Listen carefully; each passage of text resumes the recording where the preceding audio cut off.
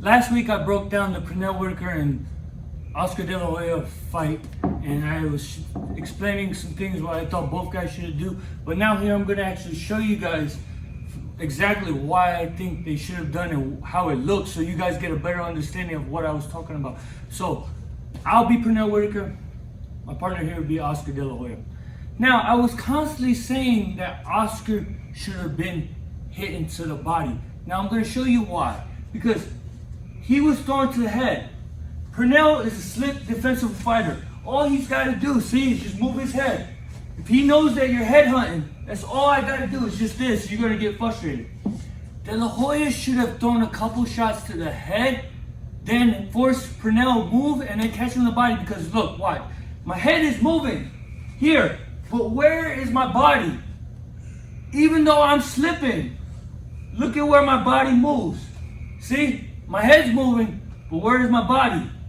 It's still right there every time. And then, even if he mixes it up, sometimes you saw Pernell duck straight down. If he would have thrown a couple shots, force Pernell to duck down and immediately shoot him, shoot to the body, see, he could have caught him a couple times to the head. This is why I kept saying De La Hoya should have been shooting to the body more. Because the head moves all day. It's hard to hit to the head. The body doesn't move. Even when Pernell was on his toes going backwards, so throw a couple jabs. So even when he was on his toes slipping like this, guess what? Look what's open. It's that body. He could have immediately been jabbing, boom, shoot right there. He would have caught him. Pernell, he wasn't countering. When we saw him doing his defense where he was moving real quick, like non-stop, so even when he was like this, up like this, the body's not moving, he wasn't looking to counter, he could have attacked the body right away.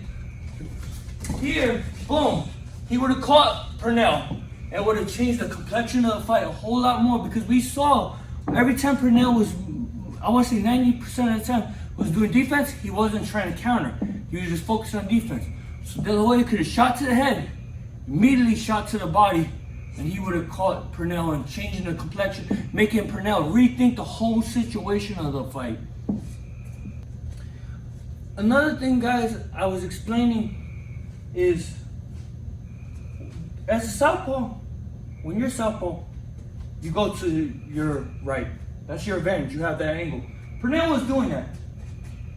De La Hoya should not have been moving to his right. There was times where De La Hoya was moving to his right. He's making it, look where he's going towards. My hand. And literally, there was one point where I pointed it out in the fight where Pernell was right here. De La Hoya just moved. All Pernell did was literally punch him. Mind you, Pernell's the shorter fighter, and De La Hoya, by moving there, he caught him like that. This is why I was saying De La Hoya should have been moving to his left, because he would have done that same thing that Pernell did. He would have been able to do on Pernell. Boom, catch him right there. Another thing is, by trying to shoot that right hand when the southpaw is going to his way, he can't land it, because you see, he's missing all the way, because as a southpaw, I'm taking away his right hand. That's why it got so frustrating for me, if you watch the video, that Oscar De La Hoya literally tried to throw a right hand, and Pernell was here. He literally crossed his body and tried to shoot that right hand like that. Where have we ever, you saw a fighter punch like this?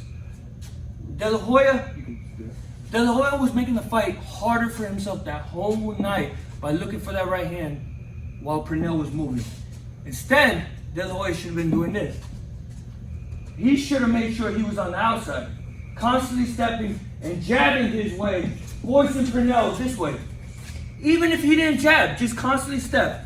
Even if Pernell wanted to go his way, as long as his foot's on the outside. If I stepped, you see how he's still on the outside? I step, and guess what? If I start stepping on his foot, or I'm getting close to where I can get out of range, guess what he can do?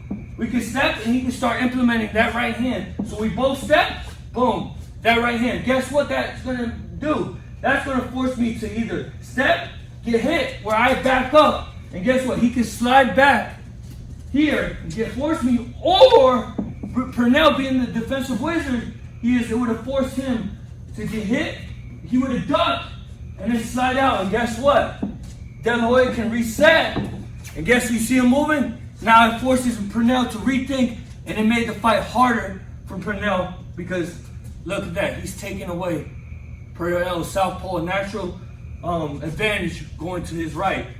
So this is why I think De La Hoya should have been moving to his left and using that right hand while he was moving. And this is what you heard me trying to say during the fight, and this is why I was getting frustrated, because he made the fight so much harder than it had to be by constantly going to his right against the southpaw. Not just any southpaw, one of the greatest defensive southpaws of all time. And that's what you saw my frustration come in. One more thing, guys, I want to point out for De La Hoya that I saw, that I talked about a little bit in the video of the fight. If you don't know what I'm talking about, go back and watch.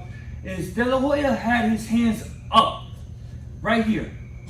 Now, you'd be like, what does that mean? Now watch this. When De La Hoya had his hands down, right here, Pernell was confident. He wanted a jab nonstop. Especially when De La Hoya ducked low, Pernell was confident wanting to jab. But watch the fight again. The moment De La Hoya, he didn't do it often, but the moment De La Hoya had his hands up, protecting his face like this, guess what? You saw a different Pernell. He started trying to slap and get out of the way. Why is that important? Because De La Hoya is a taller fighter. And guess what? As southpaw, our hands, the southpaw and the right hand, the jabs collide with each other. This is why Pernell got uncomfortable and started doing this, slapping the hand away. De La Hoya should have picked up on that and kept that hand right there, because he could. You see what he did? He jabbed right off that. By me trying to play with that, guess what? Boom. If he could have kept that hand there, he could have taken Pernell's best weapons that night was the jab. He could have took that jab away, and guess what? While he's distracted, boom, he constantly landed that jab. And even if Pernell saw the jab, pull back, guess what? That right hand, he can follow to the head, or what did I keep saying the whole fight? He pulls back, body, body, body, body. I kept saying De La Hoya should have went to body, so he could have used that jab. Boom, boom, right there.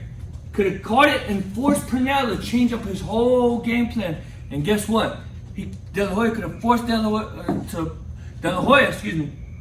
have forced Pernell to change his whole game plan up and make him do something around. Made it harder. Could have took Pernell's jab away by just having that hand right there. And you could tell De La Hoya wasn't paying attention because he was so frustrated. But even though he was frustrated, he should have paid attention. Those were the little things. And that's why I wanted to show you that one little thing. Because if De La Hoya could have implemented that more, I think he could have helped swing the fight more in his favor. Now, I'm going to be De La Hoya. Partner, he's going to be Pernell. Now, one thing I was critical about Pernell was he had beautiful defense. We know Pernell is a defensive wizard, a defensive genius. The only thing I was getting mad about Pernell was he was doing beautiful defense. We know he's got that head movement, but I think he should have took advantage of countering. I kept saying it, counter with one shot, two shots, because we know, you saw the whole fight, De La Hoya kept flurrying. He kept throwing punches because he knew Pernell wasn't going to do nothing. He was going to punch him back. He was frustrating. Pernell was frustrating De La Hoya and letting De La Hoya punch because he couldn't land. Now imagine if he would have implemented one or two shots. Even in that flurry, if he would have shot a jab, or in that flurry shot a quick left hand, boom. See? It would have frustrated De La Hoya, boom. He's landing a shot. And then especially if he was to land and then get out right afterwards, boom, and then move. See? De La Hoya's getting hit. De La Hoya can't hit him. But Pernell can hit him at whenever he wants. This would have frustrated De La Hoya on a whole new level that it would have been more irritating for De La Hoya. And I think it would have made De La Hoya either stop punching, where Pernell could have picked up his work rate, or it would have made De La Hoya reckless and maybe caused De La Hoya to get knocked down. Because like as we saw in the 8th round, he switched southpaw, got a little anxious, trying to shoot the overhand left and get reckless, and guess what? Pernell caught him with an uppercut to the chin and dropped him. So this is one thing why I was saying I think Pernell should have been punching. Using his defense and punch just one or two shots off that. It wouldn't have hurt. It would have forced De La Hoya to either stop punching or do something more reckless where he could capitalize on. Another thing that I noticed that Pernell should have took advantage of is when De La Hoya went southpaw. When De La Hoya went southpaw, once again, I'm De La Hoya, partner to Pernell. When De La Hoya went southpaw. He bounced, and Pernell kind of stood there with him, and he just mostly like just ducked down, trying to avoid that overhand left, and they would get tied up and fight. I think Pernell, once he saw De La Hoya was doing it frequently, a little too much. Is once he saw De La Hoya swing southpaw, he should have been jabbing, moving to his left. Because De La Hoya is, remember, naturally left-handed. So that's what his big shot is. He's looking for that left hand.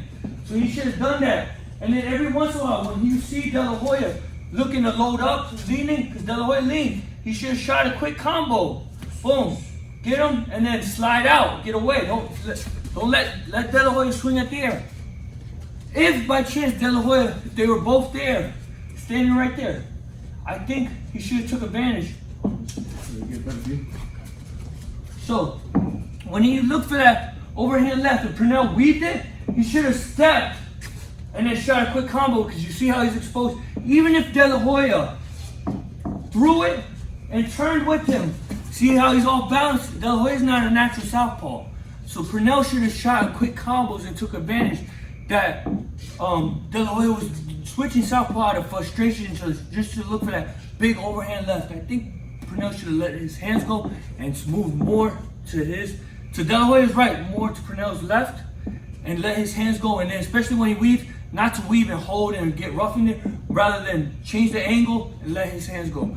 Those are two things I thought Pernell should have done, and that would help to even capitalize the win, which I thought Pernell won even more, to separate him and De La Hoya more on who won that fight. So I hope you guys enjoyed this, my little things I was talking about, mistakes they were doing, and I was trying to explain it to you guys during the fight, on my fight breakdown. But I like to show you guys in person here, so you guys can actually see visually how it looks and why do you want to implement the things I was saying, how much it could have benefited them more in the fight. But as always, guys, like, comment, share, and subscribe. Until next time, I'll see you guys. This is El Castigador, and this is Dustin. Have a good one.